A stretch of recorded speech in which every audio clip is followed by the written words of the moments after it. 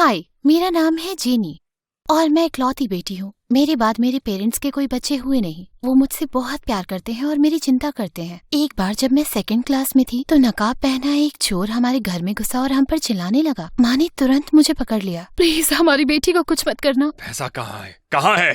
ओह नहीं, बंदूक हटा लो, मैं तुम्हें सब कुछ दे दूंगा। मेरी बेटी को चोट मत पहुंचाना बस प्लीज। मॉम मुझे पकड़े रही और डैड चोर को सारा सामान देने लगे। हनी, वो सोने की घड़ी मत भूलना जो तुम्हारे डैड ने मरने से पहले तुम्हें दी थी। ओह हाँ, मैं तो भूल ही गया था। और तुम्हारे हीरो का हार वो कहाँ रखा है तुमने? हाँ डैड, हम उसे सब कुछ नहीं दे सकते। पुलिस को बुलाओ ना। नहीं नहीं, चुप रहो। वो चोर है, जानता है क्या कर रहा है। हम कुछ नहीं कर सकते, बस तुम्हें सुरक्षित रखना है। हाँ चुप रहो बच्चे, और जाकर अपने कमरे से कुछ कीमती लेकर आओ। हाँ, चोर चाचा की बात सुनी, जाओ जल्दी जाओ। हाँ ऑफ कोर्स। अपने कमरे में गई, अपना फोन निकाला और पुलिस को कॉल किया। कुछ ही देर में पुलिस ने आकर चोर को गिरफ्तार किया जो डैड के हाथ से खाना खा रहा था। हाँ वेल, मिलो मेरे पेरेंट्स से जो बेवकूफों की तरह मुझसे प्यार करते हैं। मेरे 15 साल के होने तक लाइफ ऐसी ही चलती रही। तब उन्होंने मुझे दुनिया का सबसे खतरनाक गिफ्ट दिया था। इस चीज से तो मेरी जिंदगी हमेशा के लिए बदल गई। और आगे बढ़ने से पहले प्लीज लाइक और सब्सक्राइब करें इस वीडियो को, क्योंकि माई स्टोरी एनिमेटेड देगा $1000 एक लकी विनर को जो अगले 7 दिनों में सब्सक्राइब करेगा। अपने दोस्तों, बहन, भाई, मॉम सबसे कहो अभी सब्सक्राइब करें। उस दिन जब मैं स्कूल से वापस आई तो दरवाजे पर अजीब से जूतों को देखकर मैं हैरान हो गई। वो फटे हुए पुराने से जूते लग रहे थे। मैं अंदर आई। मॉम, ये किसके जूते? ये कौन है? किचन टेबल पर बैठे थे मेरे डैड, मॉम और घुंघराले बालों वाली एक लड़की। जेनी, ये है सूजी, तुम्हारी नई बहन। हमने उसे अडॉप्ट किया क्योंकि हम जानते थे कि तुम अकेली हो। हम तुम्हें खुश करना चाहते हैं। ये मेरी क्या है? बहना, हैप्पी बर्थडे। कौन हो तुम? क्या चल रहा है? डार्लिंग, तुम्हारी मॉम ने कहा ना कि ये तुम्हारी बहन है। मैं एक्साइटेड हूँ कि तुम दोनों बहनें मिलकर कितनी शैतानियां करोगी। चलो गले मिलो, शर्माओ मत। मैं जानता हूँ कि तुम बहुत खुश हो। खुश हूँ? इससे मैं खुश कैसे हो सकती हूँ? डैड ने तो बस निराश होकर कहा। आजकल के बच्चे, जब मेरे डैड ने मुझे ऑलिवर दिया तो मैं खुश था, और वो भी। डैड, ऑलिवर आपका गिरगिट था। उन्होंने मुझे कंफ्यूजन में देखा। तो हम दोनों एकदम करीब थे। दोनों एक ही टूथब्रश से ब्रश किया करते थे। मैं इंसान हूँ, ये उससे अलग है। ओ बेटा, तुम अपनी मॉम से बात करो। तुम लड़कियां भी ना, तुम्हें तो मैं समझ ही नहीं सकता। पर मॉम ने भी इसमें कोई मदद नहीं की। वो बिजी थी उस लड़की की चोटी बनाने और बताने में कि वो अब स्लीप ओवर पार्टी करेंगे। मुझे यकीन नहीं हो रहा था कि मेरे माँ बाप ने एक दूसरा बच्चा गोद ले लिया मुझसे बिना पूछे। मैं थी तो उन्हें दूसरे बच्चे की क्या जरूरत है? फिर मॉम ने कहा कि मैं अपनी नई बहन को ऊपर ले जाऊं। बड़ी चिढ़ के साथ मैं उसे अपने साथ ले गई। वो थोड़ी दुखी लग रही थी तो मुझे भी बुरा लगा। देखो, मेरी बात का बुरा मत मानना, मैं तुमसे नफरत नहीं करती हूँ, बस मुझे कोई दूसरी बहन नहीं चाहिए।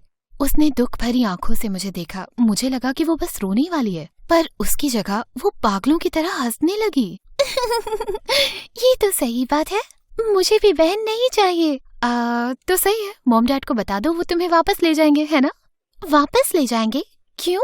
क्या मुझे हक नहीं कि मेरा भी एक परिवार हो? मुझे बुरा लगा। मैं उसे गले लगाने ही वाली थी कि उसने कहा, हाँ मुझे सिर्फ परिवार का हक नहीं, तुम्हारी जिंदगी का भी है, और ये मैं ले लूंगी। ये कहकर वो मेरे बिस्तर पर चढ़ी और सो गई। ये क्या बकवास है? डिनर पर मेरे माँ बाप ने मुझसे बात ही नहीं की। सारा ध्यान सूजी पर ही था। उससे पूछ रहे थे उसके पुराने स्कूल, टीचर और ऐसी बोरिंग बातों के बारे में। इतनी अटेंशन पाकर वो भी बहुत खुश लग रही थी। कितना अनोइंग है। अचानक उसने कहा, अब से मैं भी अपना बर्थडे आज मनाऊंगी क्योंकि आज ही के दिन तुम्हारे साथ रहने आई है ना सिस? मुझे ऐसा शौक लगा कि मैंने हाथ में पकड़ा खाना गिरा दिया, पर मॉम और डैड खुशी से ताली बजाकर हैप्पी बर्थडे गाने लगे। ये अब तक का मेरा सबसे बकवास बर्थडे था। उसके बाद चीजें बस बिगड़ती ही गईं। अगले दिन नाश्ते पर सूजी नीचे आई, मेरा प्यारा एलवी टॉप पहनकर। हे उतारो इसे, ये मेरे बॉयफ्रेंड ने मुझे दिया था, तुम्हें पूछना चाहिए था ना। वैसे भी ये तो अब नहीं पहन सकती उन बदबूदार जूतों के साथ। ओह, तुम्हारा एक बॉयफ्रेंड है? तुम्हें देखकर तो लगता है कि तुम्हारे 3 बॉयफ्रेंड होंगे। इसका क्या मतलब है? उतारो इसे। तुरंत मॉम उसका बचाव करने आ गई। जेनी, तमीज में रहो, ये अच्छी लग रही है। इसकी आंखें हमारी जैसी है ना? मॉम, हमारी आंखें हरी हैं, इसकी नीली है। चलो स्कूल जाओ तुम दोनों। सूजी ने मुझे बड़ी शैतानी मुस्कान से देखा और फिर मॉम की तरफ दुनिया की सबसे प्यारी मुस्कुराहट लेकर मुड़ी। कोई बात नहीं मॉम, मैं बदल लेती हूँ कपड़े। वैसे भी आपने मुझे बस गोद ही तो लिया है, इसकी असली बहन थोड़ी हूँ मैं। ये कहकर वो मुड़ी और चली गई। ये क्या हो गया? पर साफ है कि उसका जादू तो चल रहा था, क्योंकि मेरी मॉम रोने लगी। ओह जेनी, तुम ऐसा कैसे कर सकती हो अपनी ही बहन के साथ? वो अपने पुराने कपड़े पहनकर आई और फिर उसने मॉम को एक पेपर दिया। देखो मॉम, मैंने यहाँ सबके लिए एक ड्राइंग बनाई। उस ड्राइंग में थे मॉम, डैड, मैं और सूजी, और ऊपर बड़े बड़े शब्दों में उसने लिखा था माई हैप्पी फैमिली। बड़ी चिढ़ हो गई मुझे। 5 साल की है क्या ये? पर मॉम के तो आंसू निकल आए। उन्होंने कहा, ये बहुत प्यारा है बेटी। आओ जेनी, तुम अपनी बहन से प्यार क्यों नहीं करती? इस पागलपन पर यकीन नहीं हो रहा था मुझे। मैं चली गई। मुझे लगा कम से कम स्कूल में तो मुझे अकेला छोड़ेगी वो, पर मैं बिल्कुल गलत थी। लंच पर मैं कैफेटेरिया गई तो देखा वो मेरे दोस्तों के साथ बैठी हुई थी। उसकी ट्रे साइड करके मैं बैठी। मैं कब से तुम लोगों को ढूंढ रही हूँ। इससे पहले कि वो कुछ कहते, सूजी उठ खड़ी हुई नाक पकड़ के। ये सड़ी हुई बदबू क्या है? गंदे मोजों जैसी लग रही है। फिर मेरी तरफ देखकर उसने कहा, अभी तक तो नहीं आ रही थी। तुरंत बाकी लड़कियों ने कहा कि उन्होंने तो मोजे नहीं पहने हैं। किसी ने नहीं पहने थे सिवाय मेरे। उन्होंने अपनी ट्रे उठाई और एक एक करके सब चली गयी। यकीन नहीं हो रहा था कि उसने ऐसा किया। सबके जाने के बाद सूजी ने खड़े होकर कहा, अपनी सोशल लाइफ को बाय कह दो बहना। मुझे अपनी बहन मत कहो। I hate you. ट्रे छोड़कर मैं अपनी अगली क्लास में गई। जैसे ही टीचर ने क्लास शुरू की, दरवाजा खुला और कोई अंदर आया। अरे नहीं, फिर से नहीं। वो सूजी थी। मेरी जिंदगी चुराने की उसकी ऐसी जिद थी कि उसने खुद को मेरी हर क्लास में एनरोल करा लिया। हंसते हुए वो मेरे पीछे बैठी। मैं घबरा रही थी, अब यहाँ पर क्या मुसीबत खड़ी करेगी वो। इंग्लिश टीचर को लेट आने वाले स्टूडेंट पसंद नहीं थे, तो जैसे ही सूजी आई उन्होंने उसे पढ़ने के लिए कहा। सूजी बहुत घबरा गई।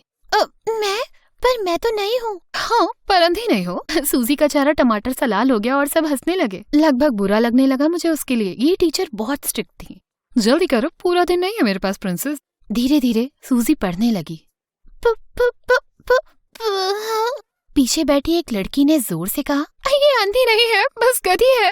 क्या सूजी ब्लैक शब्द नहीं पढ़ पा रही थी या टीचर के मजे ले रही थी? पर मैं हैरान हो गई देख के कि सूजी की आंखों में आंसू थे। वो वाकई पढ़ना नहीं जानती थी। उसने मुझे देखा और तुरंत उसके चेहरे पर गुस्सा छा गया। अपनी किताब फेंककर वो टीचर पर चिल्लाई, मुझे आपके जैसे खड़ूस मेढक की बात मानने की कोई जरूरत नहीं, मैं जा रही हूँ यहाँ से। ये कहकर वो भाग गई। उस रात डिनर पर मॉम और डैड ने सूजी के दिन के बारे में पूछा। उसने तुरंत मुझे देखा। शायद वो डर रही थी कि मैं बता दूंगी वो डिस्लेक्सिक है। सब ठीक था, हम कुछ और बात करें? डैड ने शायद उसकी बात नहीं सुनी। तुम्हारी क्लासेस कैसी थी? नए दोस्त बने? अचानक सूजी खड़ी हुई और कमरे में चली गई। मॉम ने उसे आवाज लगाई पर वो नहीं रुकी। उसकी कमजोरी पाकर मुझे खुश होना चाहिए था, पर मैं भूल नहीं पा रही थी उसकी दुख भरी शक्ल जब वो पढ़ने की कोशिश कर रही थी। मुझे बुरा लग रहा था तो मैंने एक प्लान बनाया। चलो सूज, मैं पढ़ना सिखाती हूँ। सूजी ने मुझे देखा। काफी गुस्सा था उसकी आंखों में। तुमसे मदद किसने मांगी है? तुम्हें लगता है मैं पढ़ना चाहती हूँ? मैं इतनी सुंदर हूँ कि इन्फ्लुएंसर बनकर पैसा कमा सकती हूँ। सिर्फ बदसूरत लोग पढ़ना सीखते हैं। ये कहकर उसने मुझे बेड से धक्का दिया और सोने चली गई। पूरी रात मैं सोचती रही कि मैं उसे अच्छा कैसे महसूस कराऊं। वो मुझे पसंद नहीं करती थी, पर मुझे लगा कि मैं उसकी मदद करूंगी तो शायद चीजें सुधर जाएं। अगले दिन मुझे एक बढ़िया आइडिया आया। उसके पुराने जूते मैंने कचरे में फेंक कर मैंने उसके लिए अपने नए लुई विटॉन के जूते निकाले। अब बस उसके उठने का इंतजार था। जरूर वो बहुत खुश होगी, पर मैं गलत थी। वो तो परेशान हो गई। मुझे मिल नहीं रहे। कहाँ है मेरे जूते? वो मैंने फेंक दिए। ये लो नए जूते। पर सूजी को जरा भी एक्साइटमेंट नहीं हुआ। रोते हुए उसने कहा, क्यों? तुमने ऐसा क्यों किया? ये कहकर उसने बैग उठाया और घर से भाग गई। मॉम और डैड उसे बुलाते रहे। फिर मॉम मेरी तरफ मुड़ी और जिंदगी में पहली बार वो मुझ पर चिल्लाई, तुम इतना बुरा काम कैसे कर सकती हो जेनी? तुमने उस बेचारी को दुख पहुंचाया। मुझे लगा तुम अच्छी लड़की हो। मैं? ड्रामा क्वीन वो है। मैंने उसके लिए कुछ अच्छा किया और वो ऐसे नाटक कर रही है। तुम उसके पीछे जाओ और उसे वापस लेकर आओ। और ऐसा क्यों करूंगी मैं? जिस दिन से आई है उसने बस मुझे तंग किया है। मॉम ने दुख भरी नजरों से मुझे देखकर कहा, तुमने उसकी असली माँ के दिए हुए जूते फेंक दिए। ओह नो, ये मैंने क्या किया? मैं भागी कचरे के ढेर की तरफ और उसके जूते ढूंढने लगी। शुक्र है वो अब भी वहाँ थे। मैंने तुरंत उन्हें साफ करके थोड़ा सा ठीक भी कर दिया। मैं सूजी को ढूंढने निकली। वो ट्रेन स्टेशन पर एक फोटो को गले लगाकर रो रही थी। मुझे देखते ही वो जाने के लिए खड़ी हुई, पर मैं उसके पास पहुंची। आई एम सॉरी सूजी, मैं नहीं जानती थी कि ये तुम्हारी मॉम ने दिए हैं। फिर मैंने उसे वो जूते दिखाए। वो हैरान लग रही थी। मैंने इसे ठीक कर दिया। मैं जानती हूँ बेस्ट नहीं है, पर ये तुम्हें पसंद आएगा और ये ज्यादा दिन चलेगा भी। मैं तुम्हें कभी चोट नहीं पहुँचाना चाहती थी। मुझे बस डर था कि तुम मेरे मॉम डैड को मुझसे छीन रही हो। आई एम सॉरी, प्लीज घर आ जाओ। उसने फिर भी कुछ नहीं कहा तो मैं उठकर जाने लगी। मैं निकलने ही वाली थी कि अचानक उसकी आवाज आई, मेरे बैग उठाने में मदद करोगी सिस? मैंने मुड़कर देखा तो वो मेरी तरफ भाग रही थी, वो जूते पहनकर जो मैंने ठीक किए थे। तब मैं समझ गई कि अब सब कुछ ठीक हो जाएगा।